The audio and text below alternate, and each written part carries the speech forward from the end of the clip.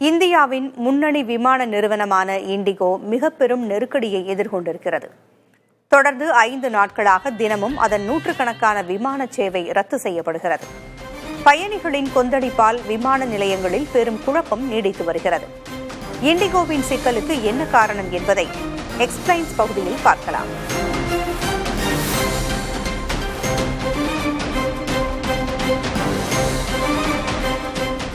இண்டிகோவின் விமான சேவை ரத்துக்கு அடிப்படை காரணம் விமான பணியாளர்கள் பற்றாக்குறைதான்.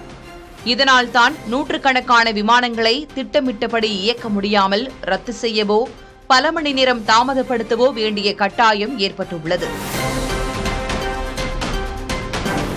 சமீபத்தில் விமான பணியாளர்களுக்கான புதிய பணி நேர விதிகளை விமான போக்குவரத்து துறை கட்டாயமாக்கியது. இதன்படி பயணிகளின் பாதுகாப்பை உறுதிப்படுத்தும் நோக்கில் பைலட்டுகளின் வாராந்திர ஓய்வு அதிகரிக்கப்பட்டது. இரவு பயணங்களில் அவர்களின் வேலை நேரம் குறைக்கப்பட்டது. இண்டிகோ மற்ற நிறுவனங்களை விட மிக அதிக அளவில் விமானங்களையும் குறிப்பாக இரவு நேர விமானங்களையும் இயக்கி வருகிறது.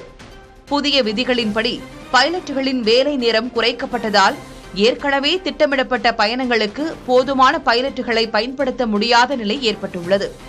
நிலைமையை கட்டுப்படுத்த இண்டிகோ தனது விமான அட்டவணையில் மாற்றங்களை செய்துள்ளது.